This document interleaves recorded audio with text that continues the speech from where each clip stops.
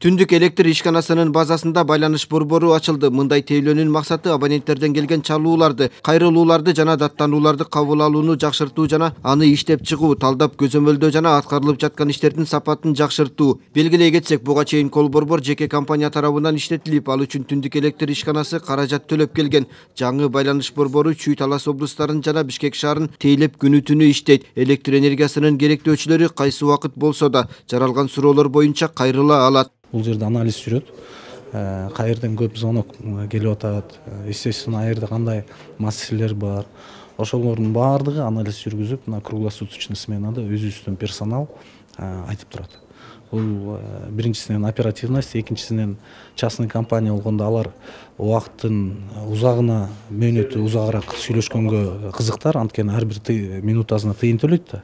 А бул жерде бүгүнкү күнү иштеп аткан өзүбүздүн персонал, булар эмнеге кызыктар? Булар ошо качество обслуживанияга кызыктар да.